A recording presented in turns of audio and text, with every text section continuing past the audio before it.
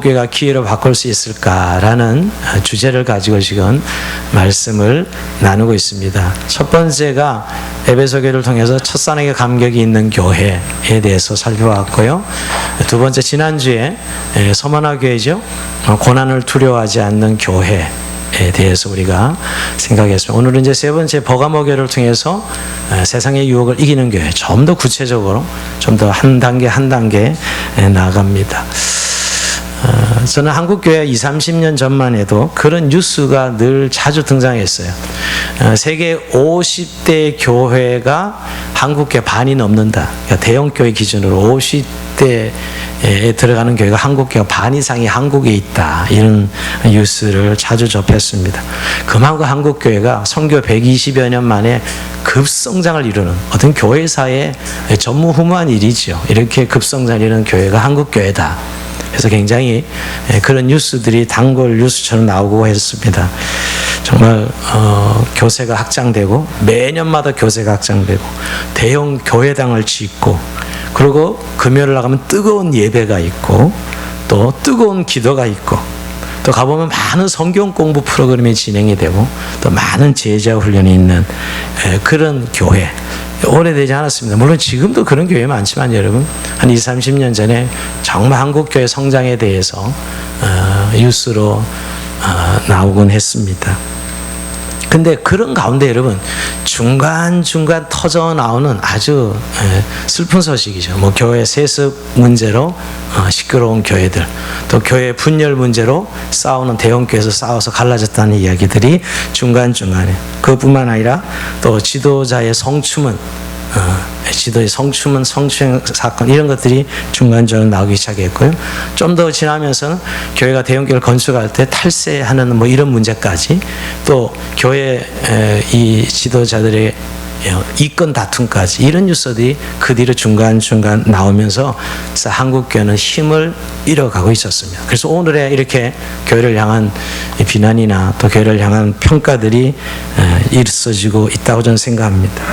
근데 여러분, 겉으로는 굉장한 성장을 이루고 있었는데 어떻게 보면 내부적으로 그런 사건이 터지면서 교회가 힘을 잃어가고 있었다는 것이죠. 그러고 보면 외형적으로 문제가 없었던 것 같은, 실제로 내용적으로 보면 교회가 세상의 유혹 앞에 넘어지고 세상과 타협하는 그런 교회의 모습이 있었다는 것입니다.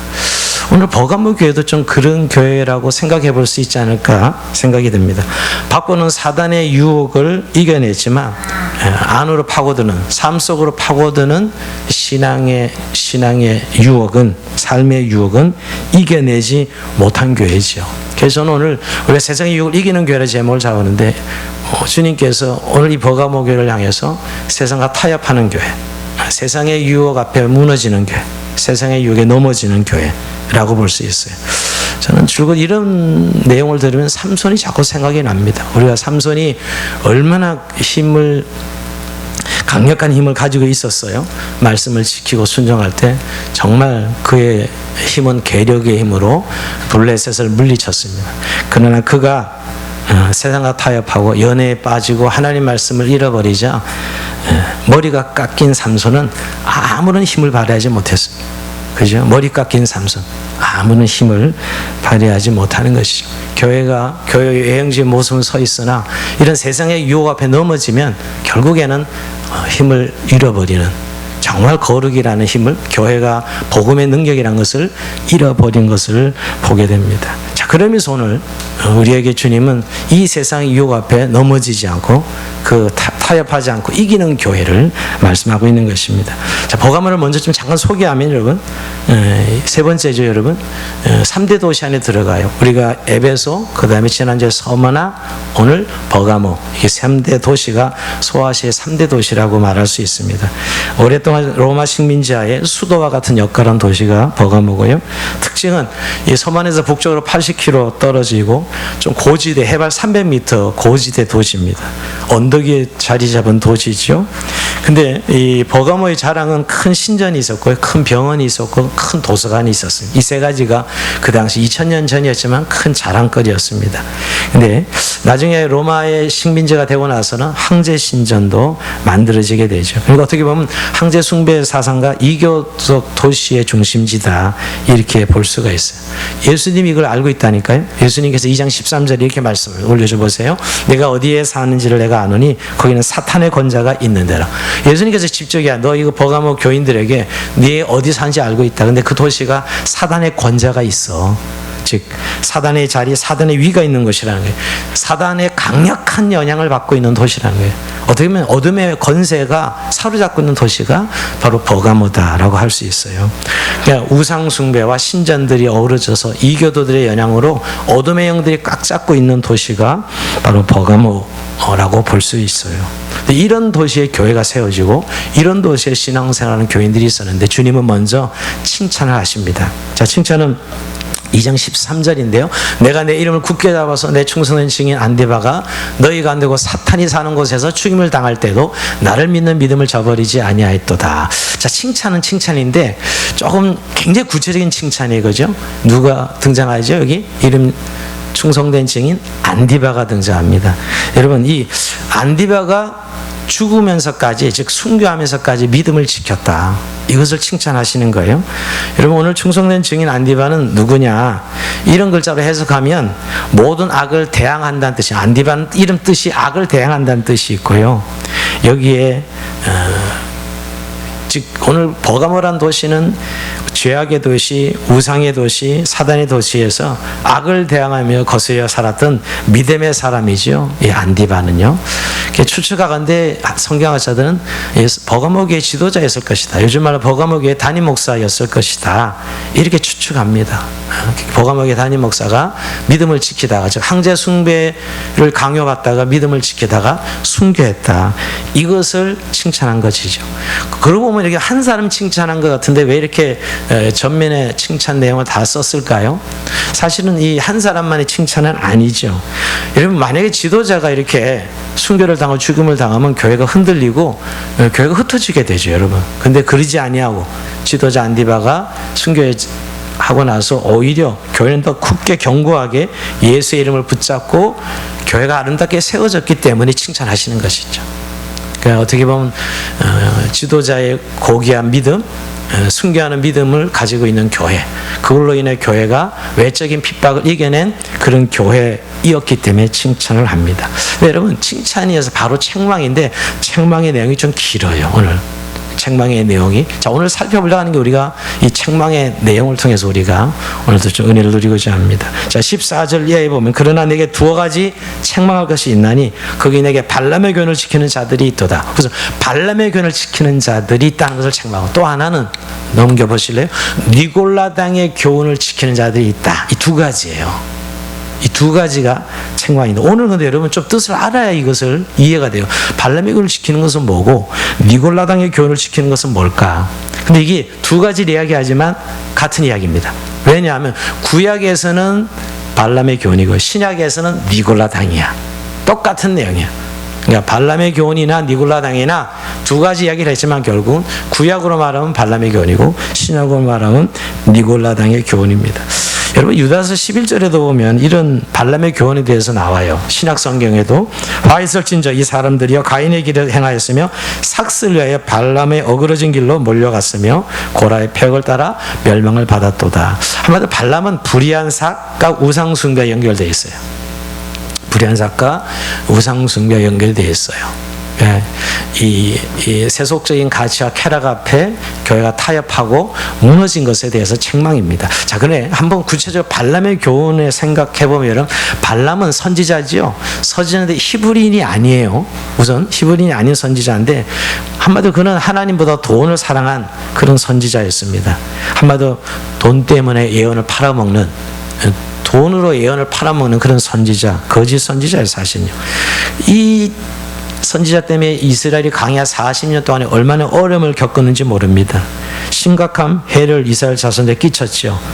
발람의 계책 때문에 잘못했으면 강에서 다 무너져 망할 뻔합니다. 겨우 비느하스의 열정으로 하나님의 진노가 막아지죠, 여러분. 네, 우리가 발람의 이야기를 하면 발락을 알아야 돼요, 그죠?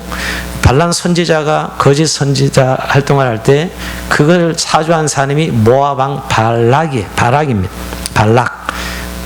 글자 하나라서 많이 헷갈리는데요. 발람은 선지자가 모압 왕 이름은 발락입니다.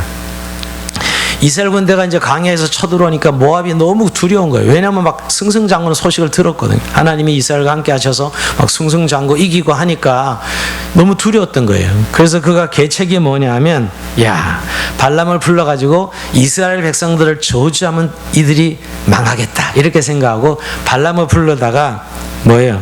야, 네가 축복하지 말고 저주를 해달라 하고 뭐예요? 돈을 주는 거죠. 매수한 거예요. 돈을 주고 야, 축복하는 대신에 저주를 해라. 그럼 저주하면 이스라엘이 망할 거라고 생각한 것이지요.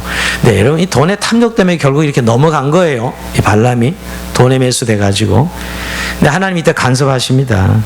하나님 어떻게 하세요? 하나님의 사자가 나타나죠. 칼을 들고 나타나는데, 그럼 발람은 전혀 그걸 보지 못합니다. 누가 보지요? 나귀가 봐요. 나귀가 하나님 사자 칼 든 걸 보고 막 가지 않으려고 떼쓰죠. 칼이 하늘에서 칼 들고 있으니까. 근데 이놈의 나귀가 왜 안 가냐고 막 때려. 이놈의 나귀 왜 안 가고 막 때립니다. 야, 참 주인 잘못 만나면 이렇게 나귀가 고생을 해요. 하나님의 사자가 나타나는 나귀는 그거 보이는데 발람의 눈에는 안 보여. 사람이 어두워지면 영적으로요, 무디어지면 이렇게 되는 거예요. 성경 참 이런 거 많이 그리고 있다는 거 아시죠? 이렇게 그렇게 나귀도 알아보고 지금 안 가려고 하는데 발람은 막 왜 안 그래? 나귀가 꺾기야 말까지 하죠, 그죠? 말하는 나귀 여기 처음이에요. 말까지 합니다. 그래, 결국은 못 알아듣고 모압 왕이 시키는 대로 가서 이제 저주하려고 하는데 어떻게 저주가 돼요, 안 돼요? 저주가 안 되는 거예요. 하나님의 영이 임하여서 그 입을 틀어막고 저주 대신에 축복하게 합니다. 하나님이 아주 적극적으로 간섭하는 것이죠. 그런데도 계속 저주를 하고 싶어요. 돈을 받았으니까 돈 받고 지금 저주해야 되는데 저주가 안 나고 축복이 나오는 거죠. 그 일을 끝내야 돈을 받는 거니까, 여러분. 그 세 번씩이나 해도 실패하니까 나중에 한 계책을 알려줍니다. 뭐냐, 그게 안 되니까, 이제 저주가 안 되니까 이스라엘 백성들 앞에서 우상의 제물을 놓고 여인들을 두어서 우상의 제물을 먹고 여인들과 간음하게 하는 거예요. 자, 이게 더 결정적이에요. 그러니까 축복이 안 되니까 이제 어떻게라도 돈을 받으려면 이렇게 망하게 해야 되는데 결국 우상 숭배하게 해서 그 여인들과 간음하게 만드는 것이었어요. 근데 이거는 먹혀 들어갔어요. 이스라엘 백성들이 결국 이 일 때문에, 이 발람 때문에 결국 우상 숭배 죄를 범하고 여인들과 간음하죠. 하나님이 진노하십니다. 진노해가지고 연병이 들어가지고 무려 24,000명이 죽어요. 이 사건 때문에. 여러분, 결국 발람이 이 돈 욕심 때문에 이스라엘 백성들을 올무에 놓아서 넘어지게 한 것이죠. 이때 하나님이 얼마나 진노하신지 모릅니다.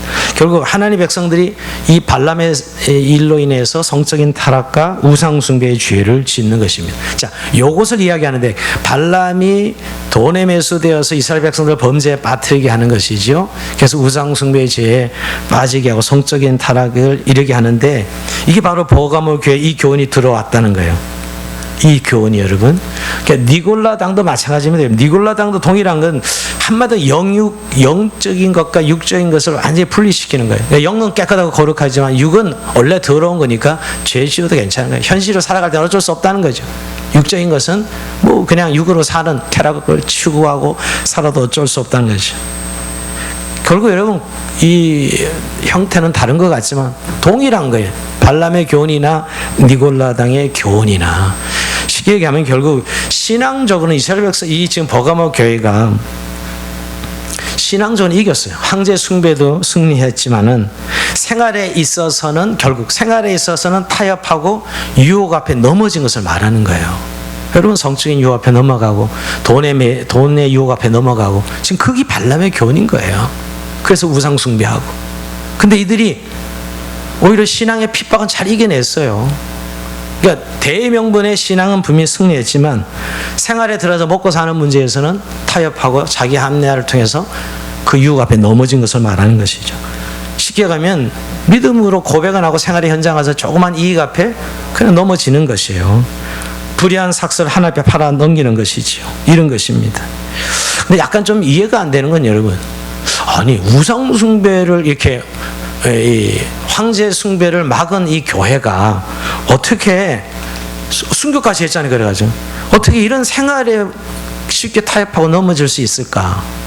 그런 생각 들지 않습니까? 근데 얼마든지 가능합니다. 그게 저와 여러분이기도 하고, 여러분 신앙전은 아멘하고 승리하고 성령 충만했는데도 생활 속에 가서 돈 문제 들어가서 쉽게 타협하고 넘어지는 것이죠. 또 관계에 있어서 좀 화평을 이루려고 했는데도 분열하고 싸우고 다투고, 그렇게 내가 하나님 뜻을 알고 고백해놓고도 실제 생활에서는 현실 앞에 넘어지는 것입니다. 이게 세상과 타협하는 것이죠. 즉 신앙의 대명분에는 승리했지만 삶에 돌아가서 삶의 현장에 가서는 넘어지는 모습입니다. 세상과 타협하는 것이죠. 그 유혹 앞에 넘어지는 것입니다. 어떻게 보면 신앙에 목숨을 걸었는데 삶에 가서 너무 쉽게 무너지는 아주 이중적인 모습을 보게 되는 거예요. 자, 주일날 거룩하게 예배를 드리는데 월요일 생활에 가서는 조그만 현실 앞에서 너무 쉽게 무너지고 타협하고 신앙인이 아닌 것 같은 그런 삶의 모습으로 살아가는 것입니다.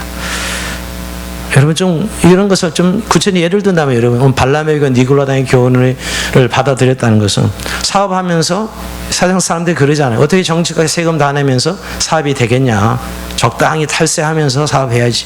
세상 사람들이 그러잖아요. 그런 기준을 가지고 있지 어떻게 보면.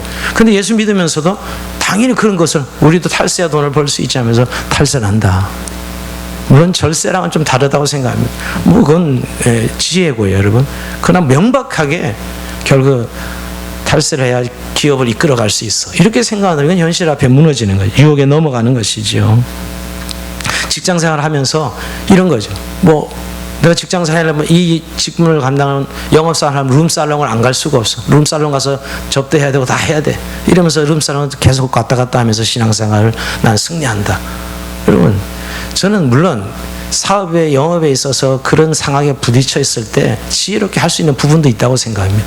그러나 여러분 그것이 정당화될 수는 없지요. 이런 것들, 이런 어떤 현실 앞에서는 신앙적 기준보다는 현실의 기준이 그 사람을 사로잡고 무너지게 하는 겁니다. 뭐 이런 거죠. 뭐 예를 들면 지금 많은 불륜을 보면은 사랑한다는 이유 때문에 불륜이 정당화되는 그런 이야기를 하는 분들 꽤 봅니다. 사랑하기 때문에. 오히려 지금 남편과는 사랑도 없고 뭐 그냥 형식으로 사는 거고, 저 사랑하는 사람과 내가 관계를 하는 게 뭐가 문제냐, 이런 식으로 정당화하는 것이 이런 것들이에요. 사실은 현실적으로는 세상 사람들이 그런 지혜라고 말하는 것들이 어떻게 보면 세상 사람들은, 그러나 오늘 그리스도인들은 그렇게 살 수 없습니다. 그게 현실 앞에 무너지는 것입니다. 동성애 문제도 마찬가지입니다. 우리가 사실은 하나님께서 분명히 기준을 말씀했는데도 불구하고 우리가 어떤 상황에서 도저히 안 된다는 생각 때문에 우리가 기준을 바꾸는 것들이죠. 또 뭐 예를 들면 사업장을 운영하는 데에서 노동자들의 노동력을 착취한다든가 로비를 해야 된다든가 이런 일들이 사업상으로는 지혜가 될지 모르지만 하나님의 기준에는 분명히 죄라고 이야기하고 있는 것들입니다. 그런 것이죠. 근데 실제 생활에 가서 우리가 넘어지는 거예요. 또 예를 들면 청년들이 뭐 사랑한다 하면서 예를 들면 우리가 혼전순결 문제도 늘 그렇게 말씀해요. 하나님의 기준은 분명하지만 뭐 사랑하면 뭐 그게 큰 문제가 있느냐. 그러니까 이 세상적인 가치와 기준으로 결국 대체되는 것이. 오늘 여러분 이게 굉장히 위험합니다. 왜냐하면 처음에 그렇게 큰 문제가 왜? 겉으로는 신앙생활을 하고 있고 믿음도 고백하고 있고 교회도 다니고 있고 뭐 내가 살아가기 위해서는 어쩔 수 없이 그런 현실적인 이유 때문에 합리화해서 무너지지만 결국은 이런 배가 침몰돼 그냥 하루아침에 침몰되는 게 아닙니다. 배가 무너지는 그런 조짐들이 있습니다. 화물을 자꾸 과적하기 시작하고 배가 침몰할 때는 과적하기 시작하고 빨리 길을 막히게 해서 안전한 항로로 가지 않고 자꾸 빠른 항로로 가게 되고 그래서 암초에 부딪히고 결국 구멍이 나고 배가 나중에 무너져요. 교회가 왜 이렇게 힘을 잃어가고 있냐면 그런 것들이에요. 우리가 얼마나 한국교회 성령 충만했습니까? 얼마나 급성장을 했고 얼마나 하나님의 은혜를 사모했고 그래. 근데 세속적인 가치들이 오면서 이 기준들이 교회 안에 들어오면서 교회도 하나씩 현실적인 논리를 결국 받아들이면서 하나씩 힘을 잃어가는 이 세상과 타협하는 것이 결국 여러분 무너져요. 배가 다 함몰 침몰되듯이 결국 그 개인도 어느 지점에 가면 신앙을 잃어버린다고요. 이게 무서운 거죠. 세상의 유혹이라는 게 무서운 이거예요. 근데 여기에는 좀 우리가 한국교회의 신앙 속에 이혼론이 자리 잡고 있어요. 저는 이 이야기를 참 자주 하는 편인데요. 이건 오래된 이 교회 안의 이단입니다. 우리가 이 신학도 이런 이단이 플라톤의 이데아 사상 있지 않습니까? 여기서도 시작 이혼론. 플라톤의 이데아와 현실, 이데아 사상인데 이게 이혼론이에요, 사실은. 근데 우리가 영과 육을 완전히 분리시키잖아. 영혼과 육체를 분리시키는 거. 여러분, 구분 가지만 절대 분리되지 않습니다. 그죠? 영혼과 육이 어떻게 분리돼요? 근데 많은 사람은 영혼은 소중하고 귀하고 거룩한 것이지만 육은 무익하고 뭐 쓸모없고 뭐 별로 중요하게 생각하지 않는 것이죠. 근데 여러분, 이런 또 성은 하나님의 통찰이 있지만 속은 하나님의 통치가 아닌 것처럼 생각해요. 여러분, 성도 하나님의 통찰이 있지만 속에 이란 세상도 하나님의 통찰이 있잖아요. 근데 성은 거룩하게 생각하고 세상 속에서는 하나님의 통치를 별로 인정하지 않아. 이게 이혼론입니다, 결국. 근데 이게 영지주의, 아까 니고라 당의 교훈이 그건 거예요. 영은 거룩하지만 육은 더럽고 추한 거니까 그냥 쾌락대로 살아도 아무 문제가 없다는 거예요. 어차피 육은 없어질 거고 죄 짓는 거니까. 그래요, 여러분? 성경이 그런 사상을 이야기합니까? 절대 그렇지 않습니다. 영과 육이 다 거룩해야 되고요. 우리가 연약하지만 영도 하나님의 영이, 육도 역시 하나님의 영역 안에서 우리가 지배를 받고 살아가고 있는 것이지요. 그래서 자꾸 육적인 일은 마귀의 일이고 영적인 일은 하나님의 일이다, 이런 표현들이 참 오해를 불러일으키는 것 같아요. 이건 사실 좀 이혼론적인 것이거든요. 한번 이런 거, 영은 유익하고 육은 무익하다. 그때 육은 우리의 몸 육을 말하는 게 아니라 죄의 본성 육을 말하는 것이지 우리의 육체를 말하는 게 아니라고요. 영은 유익하고 육은 무익하다는 말이, 육체를 말하는 게 아니라 죄의 속성을 말하는 것이죠. 여러분, 영육이 같이 움직이지. 여러분, 영이 아프면 나중에 육도 아프고, 나중에 잘못되면 육이 아프면 영도 아파요. 이건 아주 긴밀하게 연결되어 있어요. 사실은 따로 이렇게 분리되지 않는다, 이 말이에요. 그러니까 성적인 영, 이게 성이란 거룩한 영역, 교회 안에서는 신앙생활이고 삶 현장에서는 별로 그렇게 생각하지 않는, 이게 이혼론입니다. 그러니까 교회가 굉장히 영적 그런데 영적이지 않아요. 여러분, 영적인 일은 고귀하고 육신 일은 모두 무익한 게, 이게 성경의 교훈이 아닙니다. 오히려 여러분, 우리가 정말 하나님 앞에 육도 거룩하고 육도 하나님의 기쁘심을 따라 살아가는 삶이 되는 것이죠. 그래서 건강해야 되는 거예요, 여러분. 이런 배탕이 깔려 있어서 뭔가 하나님의 일이란 걸 제한되게 생각하고, 그런 것은 거룩하고 우리의 세상살이는 뭐 그냥 아무렇게나 살아도 되는 것처럼, 이런 어떤 이혼론적인 뿌리가 있습니다. 이 플라톤까지 거슬러 올라가는 거예요. 또 하나 있다면 저는 이 버가목이 이렇게 된 거 적당주의라고 생각해요. 여러분, 적당주의라는 게 이게 좀 현대말로 바꾼 건데요. 적당히 믿고 적당히 충성하고 적당히 하자는 거죠. 물론 극단주의는 좋지는 않습니다. 항상 한국 교인들 중에는 극단주의자들이 있어요. 지금 정치도 그러지만 여러분, 이 양극화되는 이런 모습이 있는데, 그러니까 사람들이 적당하게, 적당히 믿고 적당히 신앙생활 해야 되는데, 여러분, 이 말이 좀 아주 함정이 있다는 거 아시죠? 우리는 적당히 하는 게 아니고 말씀의 기준을 따라 살아가는 사람들이지, 적당히 믿고 적당히 하는 사람들이 아닙니다. 왜 세상이 쉽게 타입이 되냐, 왜 유혹에 넘어가느냐, 적당히 하려고 하는 것 때문이에요. 야, 그만해, 적당히 해. 여러분, 근데 정말 하나님 말씀의 기준이냐가 아니냐가 우리는 중요하잖아요. 선명한 진리의 기준이 있어야 되는데 요즘 세상은 기준이 없습니다. 기준이 없고, 뭐가 기준이죠? 여론이 기준이고 사람의 눈이 기준이야. 지금 오늘 우리 살아가는 세상. 그러니까 적당히 하라는 말은 절대 하나님 말씀과 거리가 먼 거예요. 그냥 사람들 여론에 맞게끔 적당히 해. 이 적당주의가 결국 세상에 타협하게 하고 유혹에 넘어지게 하는 것입니다. 자, 근데 여기서 오늘 주님께서 이 버가모 교회를 향해서 이렇게 세상에 타협하고 그 유혹에 넘어지는 그들의 모습 속에서 오늘 회개하라, 유혹을 이기라고 말씀합니다. 자, 오늘 회개는 첫 번째 교회도 그렇고 두 번째 교회도 오늘도 마찬가지입니다. 자, 2장 16절 보면, 그러면 회개하라, 그리하지 아니하면 내가 속히 가서 내 입의 검으로 그들과 싸우리라. 근데 여러분, 회개는 지난주 말씀대로 하나님께로 돌이키는 겁니다. 그 죄악의 자리에서, 타협하는 그 자리에서, 유혹에 넘어지는 그 자리에서 돌이키라는 게 회개입니다. 그런데 오늘 돌이키라 하시면서 좀 무서운 말씀을 하시는 게 뭐냐면, 지난번에는 이 촛대를 옮기리라 그랬는데 오늘은 내 입의 검으로 가서 싸우겠다. 예수님 모습이 검을 들고 내가 그들과 싸우겠다고 말씀합니다. 자, 여기서 굉장히 중요한, 우리가 어떻게 이 세상의 유혹을 이겨낼 수 있는가, 어떻게 세상과 타협할 수 있지 않는가, 타협을 이겨낼 수 있는가, 그것은 하나님을 두려워야 돼요. 그 세상을 두려워하지 말고요. 여러분, 우리가 세상을 살아가면서 왜 그 쉽게 타협하고 넘어지냐면 그걸 두려워하기 때문에, 그거 없으면 죽을 것 같고 그거 안 되면 못 살 것 같고, 그래서 그 유혹에 넘어가는 거거든요. 그런데 그때 뭘 기억해냐면 하나님을 두려워하고 그런 것들을 두려워하지 말라는 것이에요. 그게 믿음입니다. 돈이나 사람이나 현실 앞에서 우리가 그것을 두려워하지 말고 하나님을 두려워하는 것이에요.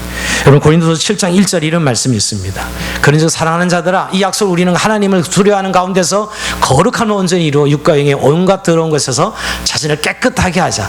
하나님을 두려워하는 가운데서 거룩함과 온전히 이루어 육과 영의 온갖 더러운 것에서 자신을 깨끗하게, 하나님을 두려워하면 거룩을 지킬 수 있다는 거예요.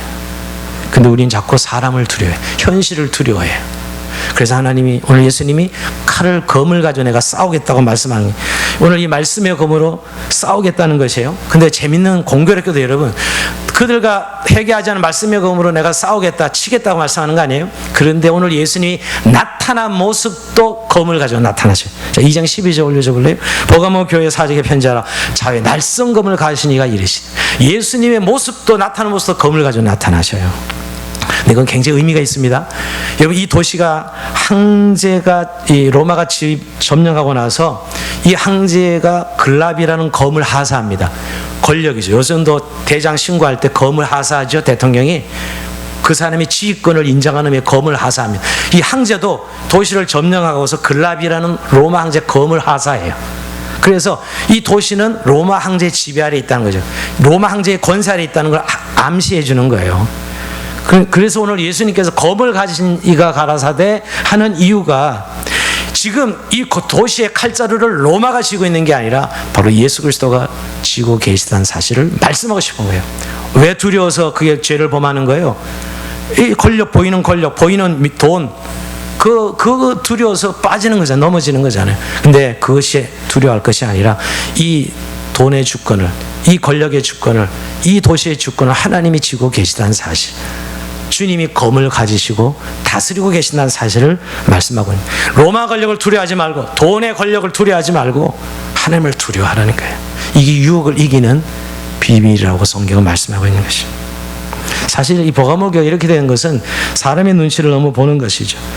여러분, 참 우리가 이 자꾸 적은 유 앞에, 자그마한 이 옆에 넘어지는 것은 사람들이 살아가는 그 흐름이 그거거든요. 사람들은 다 눈치 보면, 그냥 사람들의 그 눈치에, 가족들의 눈치, 이웃의 눈치, 우리가 그렇게 행동하잖아요. 거기 안 벗어나려고. 여러분, 어느 집에서 누가 애를 어디 보냈다 그러면 다 또 보내더라고요. 또 어디 했다 그러면 다 또 여행 갔다 그러면 다 또 여행 또 가더라고요. 왜 그래요? 남들이 그렇게 하니까 나도 그렇게 안 하면 안 되겠다 생각이. 이게 어떻게 요즘 눈치죠. 사람들의 눈치를 보는 거예요. 여러분, 그러면 쉽게 하나님 말씀의 기준으로 살지 못하고 그 현실 앞에 타협하고 무너집니다. 근데 그것을 두려워하지 말라는, 그렇게 나는 그렇게 세상 사람들 다르게 사는 거 두려워하지 말라는 거예요. 오히려 하나님의 눈치를 봐야지, 하나님을 두려워해야지 세상을 이길 수 있는데, 세상의 눈치를 보니까 세상에 넘어지는 것입니다. 오늘 주님은 이렇게 말씀합니다. 이건 같이 한번 읽어봅시다. 마태복음 10장 28절입니다. 시작. 몸은 죽여도 영혼을 능히 죽이지 못하는 자를 두려워하지 말고 오직 몸과 영혼을 능히 지옥에 멸하시는 자를 두려워하라. 몸은 죽여도 영혼을 죽이지 못한 마귀, 이 세상을 두려워하지 말고 몸과 영혼을 함께 죽일 수 있는 하나님을 두려워하라는 거예요. 누구를 두려워해야 되는, 누구를 경외해야 되는가? 여기에서 결국 유혹 앞에 넘어지냐 안 넘어지냐가 판가름 나는 겁니다. 자, 이것을 성경이 이제 믿음으로 그 유혹을 이기라는 것이죠. 유혹은, 내적으로는 유혹은 염려와 걱정으로 나타나고요. 그래서 그 유혹 앞에 넘어지고, 외적인 것은 핍박으로 와서 어떻게 하지? 이러면서 넘어지는 것이거든요. 근데 왜 염려와 걱정이 찾아옵니까? 결국은 주님은 이렇게 말씀합니다.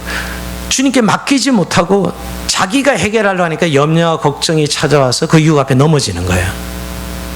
그래서 여러분, 우리가 믿음이 뭐냐면 하나님께 맡기는 게 믿음이에요. 하나님께 맡기고 나는 그냥 내 할 일을 하면 되는 것인데 못 맡기고 그 현실 앞에 있으면 염려, 걱정이 찾아오고 그 유혹 앞에 무너지는 것이죠. 근데 거기에 내 욕망이 있습니다. 그 욕망이 있어요. 내 욕망이 정욕이 결국은 나를 염려, 걱정으로 빠뜨리고 유혹에 넘어지게 하는 것이죠. 주님은 오늘 우리에게 이렇게 말씀합니다. 베드로전서 5장 7절에 같이 읽어볼까요? 시작. 너희 염려를 다 주께 맡기라. 이는 그가 너희를 돌보시며. 그 두렵게 하는 돈, 현실 문제, 자녀 문제, 거기에 사실 그 앞에 부닥쳤을 때 하나님이 돌보시는 거야. 염려를 주께 맡기고 하나님께 온전히 맡기고 나는 내 할 일을 하면 되는 것이. 사람들이 그렇게 하는 것 때문에 사람은 다 그래, 세상은 다 그래 하면서 거기를 따라가서는 안 되죠. 그게 믿음으로 이기는 것입니다. 또 외적인 이 유혹은 결국 핍박이라고 볼 수 있는데요. 다르게 사니까. 이러면 언젠 교회가 박수 쳐줬어요. 교회를. 늘 교회는 비난하고 사람들은 교회를 욕했죠. 여러분. 예수쟁이들. 이거 이상한 게 아니에요. 주님께서 말씀하셨습니다. 너희가 세상에서 비난받고 핍박받을 이상히 여기지 말라고. 나도 세상에 살 때 사람들이 나를 핍박했다. 나를 미워했다는 거예요. 여러분, 예수님도 미워했는데 세상 사람들이 교회와 성도들을 미움받는 건 너무나 당연한 거예요. 이상한 게 아니라는 거예요. 그것 때문에 두려워가지고 사는 눈치 때문에. 오늘날 한국 교회는 그런 모습도 많습니다. 사람들 보는 눈치 때문에 믿음으로 사는 걸 이렇게 가려요. 교회가 미안합니다 할 게 아니라 제대로 살지 못한 걸 회개해야죠. 교회가 뭐가 있었어요? 미안해요. 제대로 살지 못한 게 회개해야지. 정말 하나님을 두려워하고 살았다면 오늘 이 교회가 얼마나 능력 있는 교회가 되었을까요? 그러니까 그런 부분에 우리가 올 때 두려워하고 스트레스 받지 말고 여러분, 주님께서 말씀하신 내가 그때도 나도 미움 받았다는 것을 말씀을 기억하고 이렇게 세상을 믿음으로 이겨야 되는 겁니다. 요한일서 5장 4절입니다. 같이 한번 읽어볼까요? 시작. 무릇 하나님께로서 난 자마다 세상을 이기느니라. 세상을 이기는 승리는 이것이니 우리의 믿음이니라. 믿음으로 세상을 이기는. 그런데 믿는 건 간단한 거예요. 우리가 믿음을 너무 이상하게 추상적으로 생각하는데 하나님 대한 신뢰죠. 오늘 이 현실 앞에도 하나님이 여전히 나를 도우시고 나를 이끄신다고 믿는 것입니다. 이 핍박받고 이런 유혹 앞에서도 하나님을 바라보고 믿음을 지키는 것이죠. 왜? 우리는 가장 큰 자산, 예수 그리스도를 믿는 믿음의 자산이 우리에게 있잖아요. 우리에게 예수 그리스도의 믿음인데 그 현실의 유혹 앞에 우리가 넘어질 것이 아니라 주님을 바라보며 끝까지 믿음으로 나가야 되는 것이죠.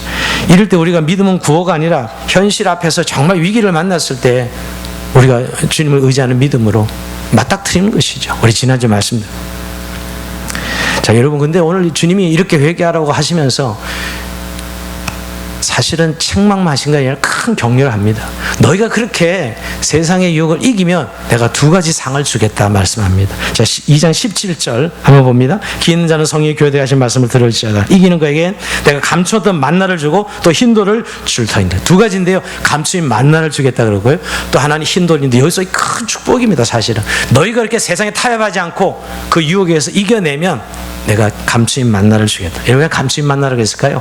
이스라엘 백성은 광야 생활할 때 40년 동안 이 광야 생활에서 먹고 살았던 거예요. 주님이 공급했던 것이 만남이. 이거 없었으면 그들은 다 죽었죠, 여러분. 근데 너희가 세상에서 먹고 사는 문제로 그 타협하고 싶고 넘어질 때 기억할 것은 내가 감추인 만나를 줄 테니 타협하지 말라는 거예요. 왜 감추인 만나를 했을까요? 세상은 알지 못하는 만나이기 때문에.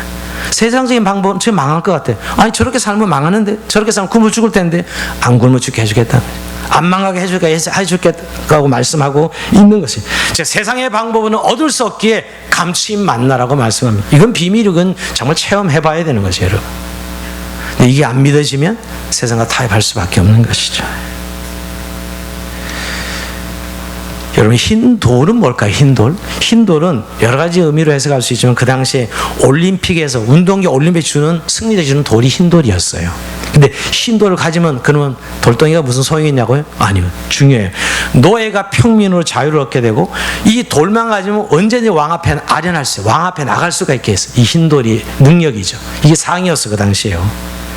뭐냐면 세상의 유혹을 이기는 자에게는 특별한 은혜, 하나님께서 영광을 주시겠다는 겁니다. 한마디로 주님 앞에 언제든지 나갈 수 있는 특권, 또 하나님께 기도하면 언제든지 임재해 주시고 내 기도를 들어주겠다는 약속이죠, 여러분. 흰돌을 주겠다는 것은.